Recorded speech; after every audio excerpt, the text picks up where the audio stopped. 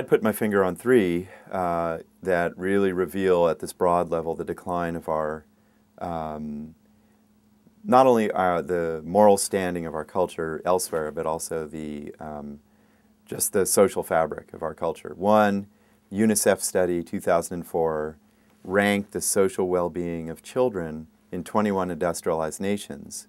And this is in terms of their happiness and their health and their connection to friends and physical health. And we ranked 20th out of 21. And so if cultures are judged by how they take care of vulnerable individuals, we're not faring well. A second is the literature on trust. Trust is this amazing glue of social bonds facilitated by oxytocin, vagus nerve, regions of the nervous system we study.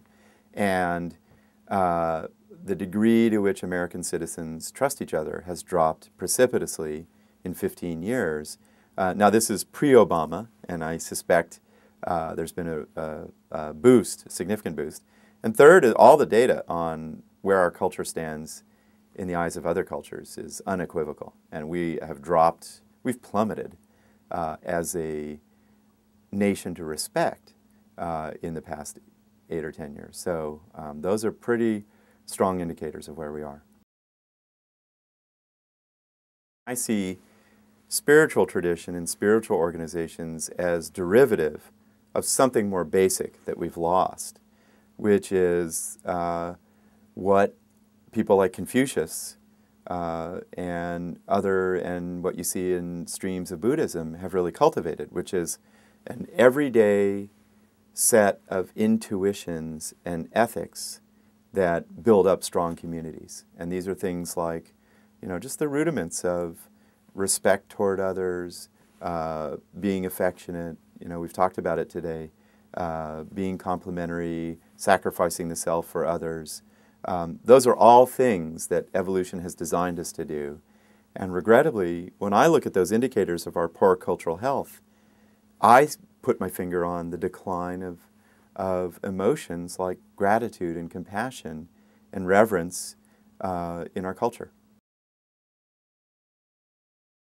As an empiricist and as a scientist, I'd want to see the data, and I know that a lot of the anti-anxiety drugs work, and so you have to have faith in that, and you also have to know, the prevalence of the depressions and the anxieties in our culture today, and in many cultures, and how powerful those conditions are. You want things that can mitigate those symptoms in the short term, and so my take on the rise of those particular drugs is that we have to meet these cultural anxieties in some fashion. But again, by the way, I'd problematize that, it gets too easy. We start medicating kids with young nervous systems with untested drugs. That's bad news. And that I worry about. And if one of my daughters had a real deep source of anxiety or depression or early depression, I would do everything that's possible before turning to drugs. I think they're symptoms of, the isolated age we live in. And there are easier ways to return to a deeper sense of connection.